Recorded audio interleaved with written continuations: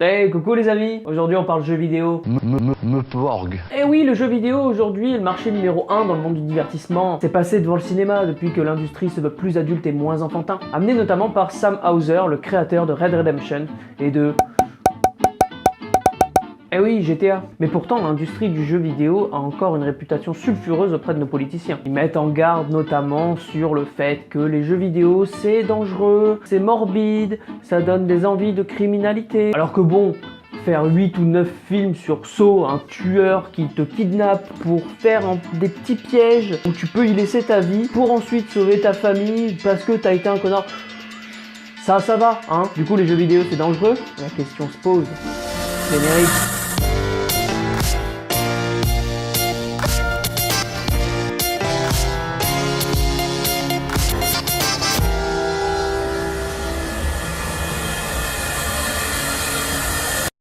Bon, vous connaissez tous l'instance qui contrôle l'âge légal des jeux vidéo.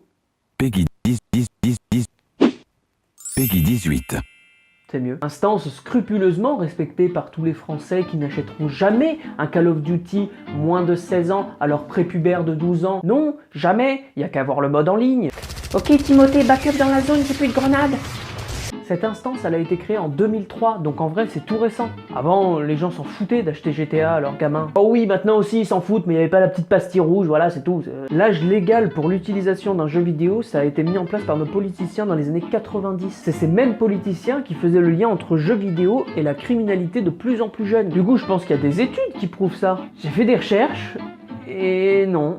Non, aucune étude ne prouve que le jeu vidéo rend violent. Ces politiciens ont mis en avant un problème qui n'en était pas un. Bon, après c'est sûr, tu vas pas acheter GTA San Andreas à ton gamin de 8 ans, mais ça c'est plus une question d'éducation. Chérie, elle est où la petite? Sarah, tiens, je te resservis un pastis, tiens.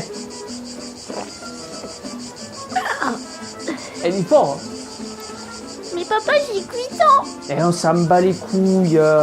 Et oui, c'est pas parce que tu peux renverser des vieilles en bagnole dans certains jeux vidéo que c'est la première chose que t'auras envie de faire à 16 ans quand tu seras en conduite accompagnée avec ta maman. Non Jordan, c'est pas ça. Moi personnellement, je pense qu'il faut élever le débat par rapport à ça. À l'époque où ils se sont interrogés sur cette violence des jeux vidéo qui se répercutait sur les vrais gens, personne dans l'opposition n'a pensé à citer la catharsis d'Aristote.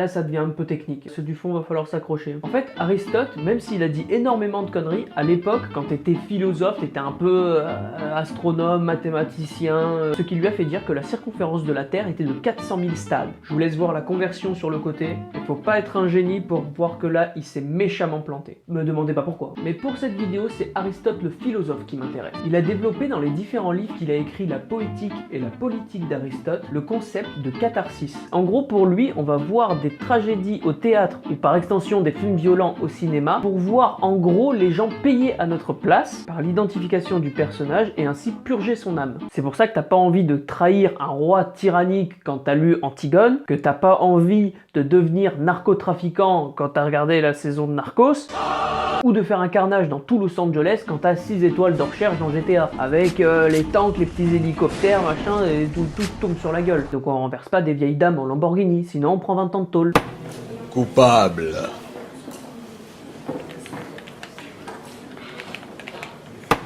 Acquitté. Oh, sympathique ce gamin. Non, c'est pas comme ça que ça marche. Et je finis en citant le papa des jeux GTA, Sam Houser. Mon jeu s'adresse aux 99,99% des personnes qui n'auront pas des envies de meurtre dans les 2 prochaines semaines. Et voilà, c'était encore un épisode de La Question se pose, j'espère que celui-ci t'a plu. La Question se pose, petit format qui s'installe bien, mais il n'y aura pas que ça. À ceux qui se sont abonnés, merci, on est déjà 11, c'est fou, je ne sais pas où ça va s'arrêter. Merci de mettre un petit pouce bleu si t'as aimé, de mettre un petit pouce rouge si t'as pas aimé, de t'abonner en dessous avec la petite cloche pour rien rater. Mais dans tous les cas, s'il te plaît, partage cet épisode. Et oui, c'est comme ça que tu feras avancer les choses pour moi. On se retrouve bientôt pour d'autres vidéos, c'était Robin FJR. Ciao. Désolé, ça s'écrit comment? Ça s'écrit MMMPORPG. Ah oui.